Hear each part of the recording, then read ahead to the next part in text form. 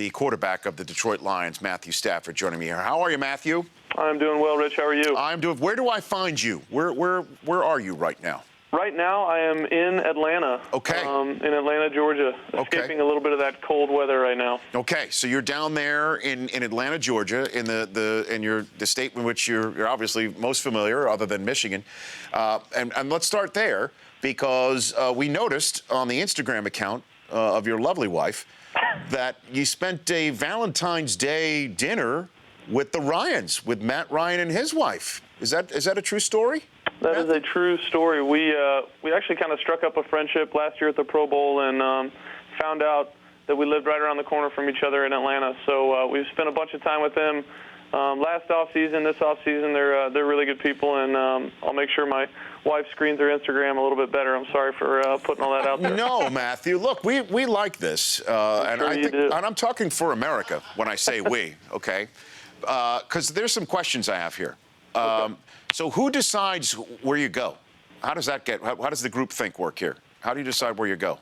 Actually, Matt and I were down there playing golf with some buddies and thought it would be fun to bring the girls down to, we're actually in Sea Island, Georgia, to bring the girls down for Valentine's. So they hopped on a flight and came on down and met us down there. So that was kind of a guy's decision, you could say. So this is next level, Matt. So you're able to pull off golf on Valentine's Day too. Is that what you're saying? It's a risky proposition, but I have a cool wife, so she lets me do it.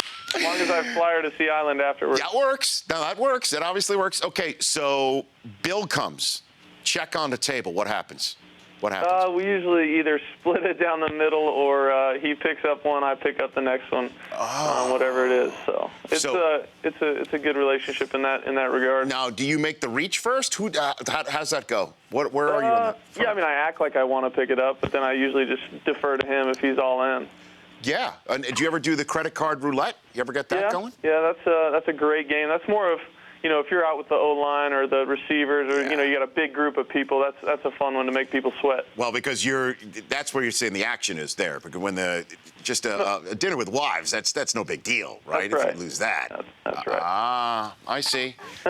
You are my hero, Matthew Stafford, in many ways. My gosh, golf at Sea Island, Georgia on Valentine's Day, fly the wives out with the Ryans. That's pretty cool. All right, now let's get down to the order of the day with the Detroit Lions. I mentioned, the affiliate that we're on in Detroit. A lot of Lions fans are very nervous over Calvin Johnson's future. What do you know as you know it right now, Matthew? Honestly, I don't know much. Calvin's his own guy. He's going to make his own decision, a decision that's right for him and his family, and I understand that and appreciate it. I would obviously love to have him back. He's a heck of a football player. He changes the game for us on offense, but if he does decide to hang him up, it was obviously a blast playing with him. But just as far as you know it is still an open question. Yes, that's as far as I know. I'm being 100% honest. I wish I knew more. I wish I knew which way he was leaning, but I think he's kind of closed the walls a little bit and kind of thinking to himself with his family and figuring out what's best for him. Matthew Stafford joining me here on the Rich Eisen Show, and all of us in the paparazzi, we're left to wonder as well. And the narrative we hear about him is the toll that the game has put on his huge frame. And how he lays out there and the injuries that he deals with. And he's a very prideful guy. I'm sure he doesn't talk about it. But is there any light you can shed from your perspective on that aspect of this from him? Yeah, I mean, he's an absolute warrior. Obviously, I don't know if you guys know this, but I throw him the ball quite often. Yes, I've noticed. It seems like every play I'm throwing him the ball, he's making a great catch. And he's a big target. And defenses all around the league, the only thing they feel like they can do to try and slow him down is try and beat him up. So his whole career, he's been getting double teamed, triple teamed, hit high, hit low. Any way they can try and stop him, they try and stop him. And he's the best, skill player we had on our team for a long time. And we had to find ways to get him the ball for us to win. And so the game, it took a toll on him, no question, physically. And he's a tough guy and battled through quite a bit. Matthew Stafford joining me here on the Rich Eisen Show again on behalf of Reprieve and the Say Detroit Play Center, SAY Detroit Play Center, joining me here, and we'll talk about that in a moment on the Rich Eisen Show. The coaching staff, there was a lot of conversation about them not surviving a lot of the changes, and yet here we are in February, and it's pretty much as it was. Is that something that you were concerned about, Matthew, at all? Yeah, I mean, definitely as a player, your livelihood is your coaches, those guys that put the game plans together and lead the team.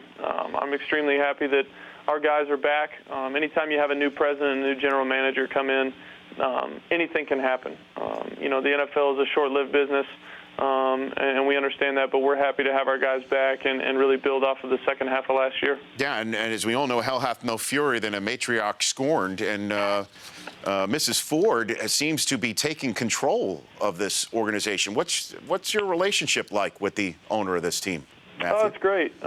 She's a very smart lady. She's very involved.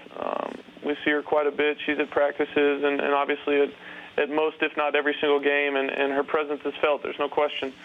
She addressed the team and does everything that a good owner does, and we're happy to be playing for her. No She's question. out there practices?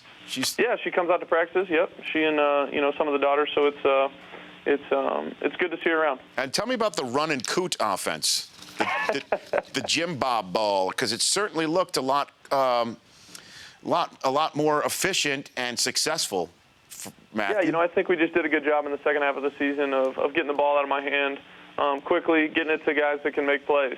We have quite a few playmakers on our team, and that's my job as a quarterback is to get it to them in position to make plays. And Jim Bob and I, we see the game, the same way, and think about attacking defense the same way. So it's been really nice. All right, Matthew Stafford joining me here on the show. Now let's talk about your alma mater. An Alabama guy is there now running things in Georgia, or I guess he's now a Georgia guy in Kirby Smart. What did you think about this change, Matthew? I obviously played for Coach Rick. I think he's a great head coach. He did a heck of a job there at Georgia. But Kirby was actually on staff at Georgia when I was being recruited. And so I know him a little bit. Then he flipped over and went to Alabama for quite a few years. Did a heck of a job. And now back at Georgia. So it's going to be fun. I'm pulling for him always, week in and week out. I hope he does a great job. So I know I played at Georgia. So he is a guy that when you were recruited. Is that what you're saying? Yeah, when I was 16 or 17, he was on the staff at Georgia. I was good buddies with Coach Bobo, who was actually recruiting me, being the offensive coordinator, quarterback coach at the time. So I got to know him a little bit. Obviously played against him, and when he was in Alabama, and then now he's back home. That's right. With the Bulldogs. Yeah, back home with the Bulldogs. So that means, hold on, did I just hear this right? You've been coached by a Jim Bob and a Bobo. Is that true? Yeah, that's correct. You can chalk them both up from first guy in history, I guess. That is quite the double dip, Matthew. That's right. I've never heard of that. All right, now that we're on the subject of dipping, do you see how now we're going to move this to your paint by number project? You're a pro. What'd you think of that, Matthew? Come on now. What a segue. You're unbelievable. You're not the only signal caller on this conversation, okay? Reprieve and you teamed up for something called the Paint by Number 9 project. And tell me about this work of art that you put together, Matthew. I've been working with Reprieve for a couple of years now, and they're a recycling company. They recycle plastic bottles and turn them into fibers. You can use them for T-shirts, apparel, whatever it is, but they turned them into some canvases for me. I dipped some footballs in paint, did my best painting rendition as I possibly could on 5 of these canvases. We're auctioning off all 5 canvases, 7 of the footballs that I painted with, starting yesterday, March 1st, this closing Tuesday, March 1st, started yesterday. 100% of those proceeds are going to the Say Detroit Play Center, which is the rec center that Mitch Albom and I have, refurbished and brought to the city of Detroit so these kids ages 8 to 18 can, come and learn and then play sports afterwards. It's a great academic and sports, facility. We're really happy to be building it there and making a great, impact on the city of Detroit, which definitely needs help at this time. Sure. So the footballs themselves, did you dip it and then use it as a brush, or throw them at the canvas? I threw them. I dipped them and then threw them at the canvases. They made for some pretty cool kind of like splatter art. Yeah. Lord knows I couldn't use a brush or a ball in the form of a brush. It would be really ugly. So just throw it at it. Do what you do best.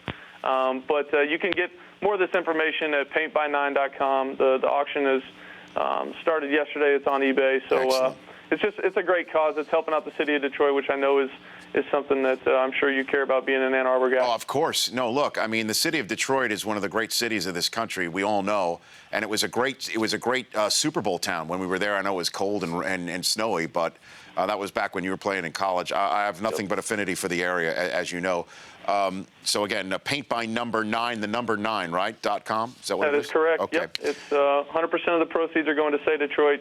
You know, it's a really cool thing. I had a bunch of fun doing it. Reprieve brought the idea to me. It was a whole bunch of fun, acting like an artist for a day, and you know, I'm hoping it makes a big difference. So last one before I let you go. Any fun combine memories, Matthew? Any questions you got asked at the combine that stick out at you? Yeah, you know, I had some odd questions for sure. Like? You know, there was the whole thing with Coach Singletary. Don't really want to bring it back up, but you know, they had a psychiatrist in the room, I think, and I wasn't answering questions up to par, I don't believe. So, but you know, it's always tricky. Guys have stories every year coming in and out. I think these coaches, for the most part, are just, you know, having fun and trying to get to know these guys. So it's an interesting experience. Definitely a crazy job interview, a week-long job interview that's probably unlike any other in the world. Yeah, I forgot about that whole combine experience that you had. Do you recall your numbers? What you ran the 40 in, Matthew? I think I was a 4.8 guy. Just edging you out. I'm not sure what you've tipped the scales at the last couple of years. Nice, but, nice. No, I'm about a 6-second guy. You were 4.81. I have your numbers right here. Do you remember your vertical? No, I'm going to guess 30 inches. 30 and a half. Don't sell yourself short, son. That's right. Your broad jump. Do you remember what that was? No idea. 8.5? No. Well, I don't know what. You're 107 inches. What is that?